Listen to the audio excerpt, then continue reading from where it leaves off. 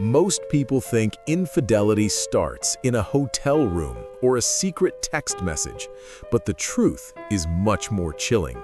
Long before the first touch, there is a quiet departure. And for Nathan and Olivia, the betrayal started with something as simple as a closed door. Meet Nathan and Olivia. They've been married for 12 years. They are the pillars of their neighborhood. Nathan is a successful architect, meticulous, quiet, and someone who expresses love through stability. Olivia is a high school counselor, empathetic, vocal, and someone who needs to feel chosen every single day.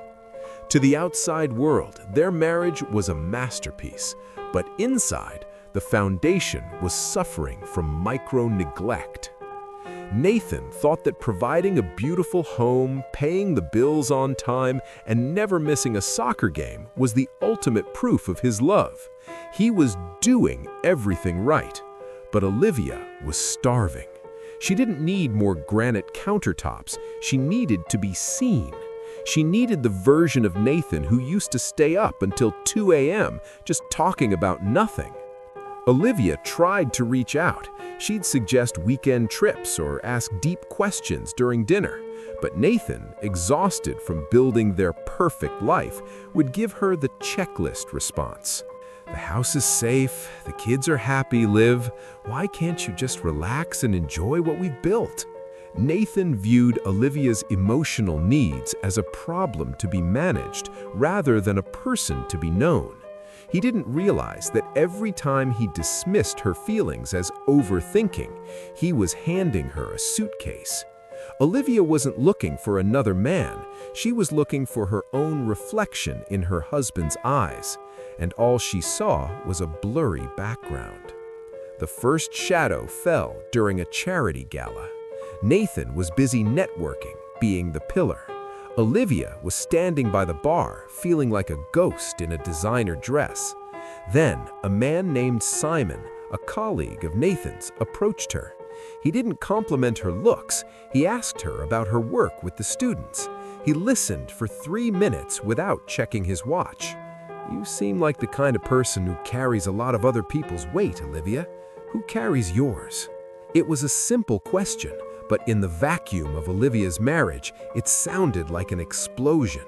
For the first time in years, someone wasn't looking at her as Nathan's wife or the kid's mother. They were looking at her. Olivia felt a rush of guilt so strong it made her dizzy, but she also felt a spark of life. The mystery wasn't about Simon, it was about the fact that she realized she was still alive. Over the next few months, the quiet departure accelerated. Olivia didn't start an affair that night. In fact, she tried to talk to Nathan again. She told him she felt lonely. "Lonely?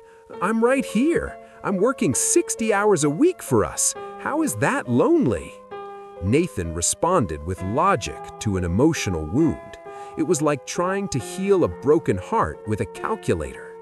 But then, Olivia started to keep many secrets. She didn't tell Nathan about the coffee she grabbed with Simon to talk shop. She didn't tell him about the books Simon recommended. What happened next was a masterclass in self-deception. Olivia told herself it was just a friendship.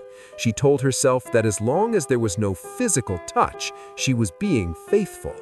But infidelity doesn't start in the bedroom. It starts with emotional transference.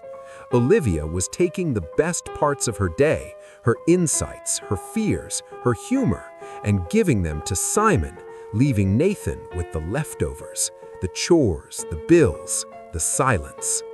Nathan sensed the shift, but he interpreted it as peace. He thought Olivia had finally stopped nagging. He didn't realize that her silence wasn't contentment, it was the sound of her giving up. He stayed in his cave of logic, thinking the marriage was fine because the bills were paid. Meanwhile, Olivia was building a secret world where she felt powerful, seen, and dangerous. The suspense reached a fever pitch when Nathan planned a surprise 40th birthday party for Olivia. He spent months on it. He thought this would be the ultimate proof of his love. The night of the party arrived. The house was filled with people. Nathan stood in the center of the room, beaming. He had done it. He had provided the perfect moment. But Olivia wasn't looking at the decorations. She was looking at the door. Simon had been invited. He was a family friend now. Nathan caught the look, not the touch, the look. The way Olivia looked at Simon was the way Olivia used to look at Nathan 12 years ago. It wasn't a look of support, it was a look of hunger. The party ended.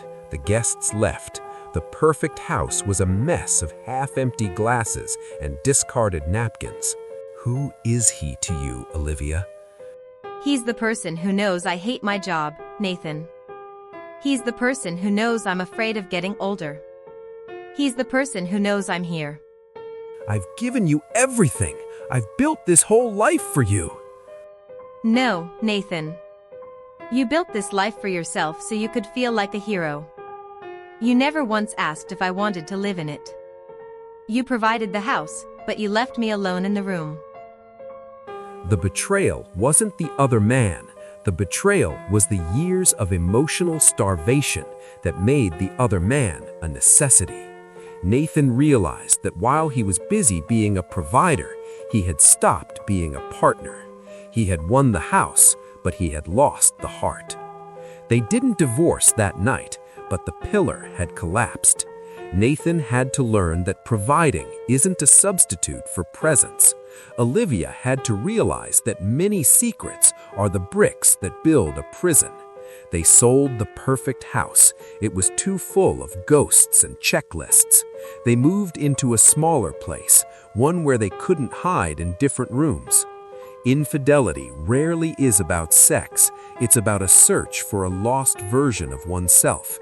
Nathan and Olivia are still rebuilding. The trust is fragile, like a bone that was broken and reset. It's stronger in some places, but it still aches when the weather turns cold. The hidden reason why marriages face infidelity isn't a lack of love, it's a lack of attunement. When we stop being curious about our partner, when we treat their emotional needs as a burden instead of a bridge, we create a vacuum. And in a vacuum, something else will always rush in. Don't just provide for your partner, pursue them, because the moment you stop looking at them, someone else will start. Nathan thought he was a hero, but he was actually a stranger. If you found out your partner was having an emotional affair but hadn't been physical, would you stay to fix the marriage, or is the emotional betrayal worse? Let me know in the comments.